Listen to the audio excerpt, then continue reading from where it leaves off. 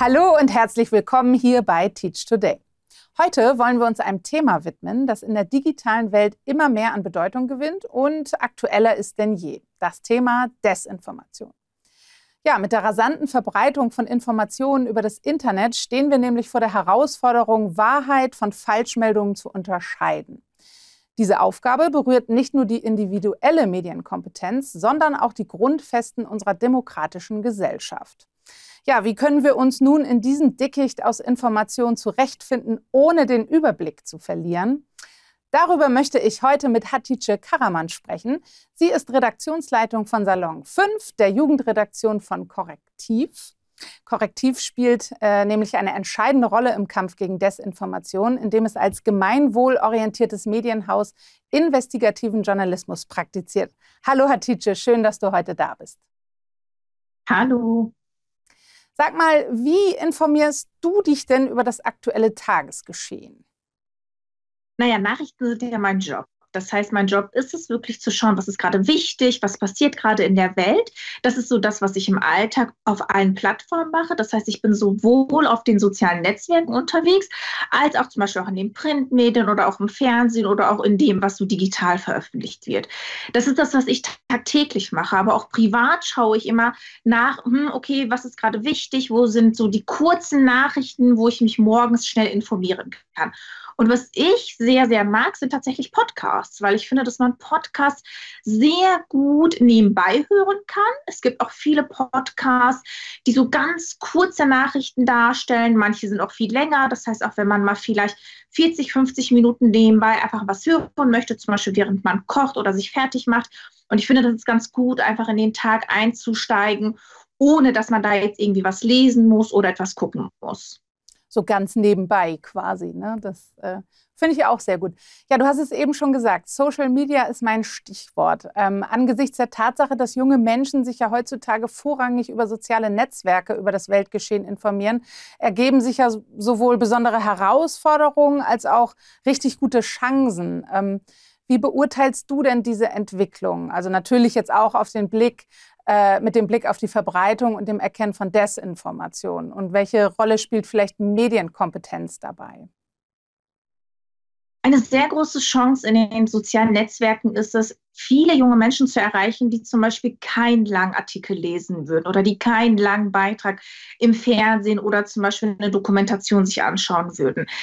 Diese jungen Menschen, die informieren sich über die sozialen Netzwerke und es ist für uns Journalisten sehr wichtig, diese Zielgruppen auch zu erreichen. Das heißt, indem wir zum Beispiel unsere Nachricht, die wir normalerweise vielleicht ellenlang in einen Text geschrieben haben, ganz kurz und knapp auf Instagram oder auf TikTok oder auf YouTube Shorts zum Beispiel veröffentlichen. Das ist eine Chance, weil wir damit nochmal eine andere Zielgruppe erreichen können. Aber eine große Herausforderung ist, so wie du es schon gesagt hast, tatsächlich das Thema Desinformation. Weil je kürzer eine Nachricht ist, je kürzer ein Video ist, desto größer ist natürlich auch die Chance, dass sie verbreitet wird, also schneller verbreitet wird. Und das ist für Desinformation sehr, sehr vorteilhaft, weil Desinformation immer so eine kleine emotionale Nachricht ist, die dann verbreitet wird und alle Menschen teilen das dann. Und in dieser Informationsflut und auch vor allen Dingen in dieser Flut von Desinformation guten Journalismus zu machen, ist eine Herausforderung. Du hast es gerade schon gesagt, alle sprechen ja auch über das Thema Desinformation, aber wie definiert man das denn jetzt überhaupt? Also wie definierst du Desinformation? Desinformation, das kann man ganz allgemein sagen, sind Nachrichten, die erstmal falsch sind und die häufig auch tatsächlich mit einer politischen oder auch zum Beispiel mit einer wirtschaftlichen Motivation verbreitet worden sind. Das sehen wir zum Beispiel sehr häufig vor Wahlen, das heißt vor demokratischen Prozessen. Da wird zum Beispiel versucht, durch Desinformationen die politische Meinung der Menschen zu beeinflussen. Das kann dann zum Beispiel sein, dass man eine bestimmte politische Richtung nochmal eher schlecht darstellen möchte. Das kann zum Beispiel sein, dass man bestimmte Minderheiten nochmal schlecht darstellen möchte. Und Desinformationen lösen meistens so Emotionen in uns aus. Das heißt, wir lesen etwas und denken uns, oh, krass, das kann doch gar nicht stimmen, das ist doch fürchterlich, was da drin steht. Und wenn man häufig so ein Gefühl hat, dann ist es in der Regel eine Desinformation, weil Desinformation wollen, dass wir uns aufregen. Und häufig sind es aber dann in der Regel falsche Informationen, die bewusst verbreitet werden.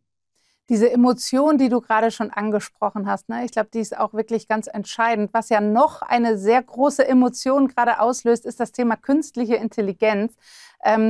Wie ist denn da deine Meinung? Also welche zentrale Rolle spielt künstliche Intelligenz in der Verbreitung solcher Falschinformationen? Tatsächlich eine sehr große. Denn das Problem ist bei künstlicher Intelligenz, dass häufig gar nicht unterschieden werden kann zwischen, hat das ein Mensch gemacht oder hat das eine KI gemacht, beziehungsweise ist das KI generiert. Und mittlerweile sind KI-generierte Inhalte sehr, sehr gut. Und wenn man sich damit nicht auskennt, dann hat man Schwierigkeiten, die zu erkennen. Und zusätzlich kommt noch mal dazu, dass die sozialen Netzwerke tatsächlich auch KI-generierte Inhalte gar nicht so richtig darstellen. Also das heißt, man erkennt das gar nicht. Ist das jetzt menschgemacht oder ist das KI gemacht? Und das stellt eine sehr, sehr große Herausforderung dar. Was ich zum Beispiel in meinem Berufsalltag merke, ich arbeite mit jungen Menschen zusammen, die sind in der Regel zwischen 13 und 18 Jahren und die sind häufig unterwegs auf TikTok. Und da werden ganz häufig KI-generierte Inhalte und vor allem auch ganz viele Desinformationen verbreitet. Und die meisten können das gar nicht unterscheiden. Das heißt, die wissen gar nicht, ist das echt oder ist es nicht echt? Und dann auch noch, ist das KI generiert oder ist es nicht KI generiert? Und das ist tatsächlich eine sehr, sehr große Herausforderung. Und glaubst du, dass wir da auch vor einer wachsenden Herausforderung stehen? Also, weil die Technologie wird ja wirklich immer ausgefeilter von Tag zu Tag. Glaubst du, dass das in Zukunft auch gerade Jugendlichen immer schwerer fallen wird? Ich glaube tatsächlich, dass uns gar nicht bewusst ist, was für eine große Welle eigentlich auf uns zukommt. KI entwickelt sich rasant, aber wir entwickeln uns nicht so rasant, wie sich KI entwickelt. Das ist das eine. Und das andere ist, ich glaube, dass gerade das Thema Nachrichtenkompetenz und Medienkompetenz, dass das immer, immer wichtiger wird. Das war schon immer wichtig. Das ist jetzt nicht nur durch KI wichtig geworden, aber jetzt wird es noch wichtiger. Und was wir eigentlich in der Nachrichtenkompetenz, vor allem als Journalisten, machen müssen, ist, wir müssen zeigen, warum gute Nachrichten, warum gute journalistische Nachrichten wichtig sind. Vor allen Dingen auch, warum sie wichtig für die Demokratie sind. Denn wenn man gute Nachrichten hat, die mit einer guten Faktenlage leicht verständlich rübergebracht werden, dann ist das okay, wenn noch KI-generierte Inhalte daneben herrschen. Aber es muss deutlich sein, was richtig faktenbasiert ist, also was richtig ist und was KI generiert oder zum Beispiel was eine Desinformation ist sogar, oder wenn es sogar beide sind. Und wir können das eigentlich nur machen, indem wir wirklich rasant mitgehen, indem wir uns den Plattformen zum Beispiel auch teilweise anpassen und gucken, was befördert eigentlich den Algorithmus, was befördert nicht den Algorithmus. Und das müssen wir lernen, damit wir Nachrichten an unsere Zielgruppe heranbringen können. Ich möchte den Fokus nochmal auf ein weiteres wichtiges Thema legen. Und zwar ist das Jahr 2024 ja geprägt von wichtigen Wahlen tatsächlich auf der ganzen Welt. Und leider zeigen sich hier nun auch die Risiken rechtspopulistischer Bewegungen und des Missbrauchs von KI für gefälschte Nachrichten. Bist du denn schon mal auf einen KI-Fake reingefallen? Und ja, welche Tipps gebt ihr denn euren LeserInnen, wie sie jetzt solche Fakes erkennen können? Ich glaube tatsächlich, dass viele Menschen auf KI tatsächlich reinfallen können, einfach weil es so gut gemacht ist und weil man das teilweise gar nicht unterscheiden kann. Aber was da tatsächlich sehr wichtig ist, und das sage ich auch jedes Mal, wenn ich vor allem auch mit jungen Menschen rede, seid misstrauisch. Und damit meine ich tatsächlich, dass man nicht alles teilt, was man sieht und dass man nicht alles liked, wo man direkt denkt, oh, okay, das muss ja echt sein oder das muss ja irgendwie stimmen. Wichtig ist, dass man wirklich misstrauisch ist. Und was ich gemerkt habe, ist, wenn man scrollt, wenn man zum Beispiel auf TikTok unterwegs ist oder auf Instagram unterwegs ist und wenn man so ein bisschen dieses Misstrauen hat und wenn man dieses Misstrauen auch einfach mal nicht ablegt, dann teilt man solche Inhalte nicht. Und das ist tatsächlich, glaube ich, gerade auch für die anderen Menschen, denen man zum Beispiel folgt oder die einem selber folgen, sehr wichtig, dass man nicht alles direkt teilt, weil gerade dieses Teilen kann dazu führen, dass dann mehr Menschen darauf reinfallen, auch wenn man selber eigentlich sagt, ach so, nee, ich habe eigentlich gar kein Problem damit. Und das ist so einer der wichtigen Punkte, die ich immer mitgebe.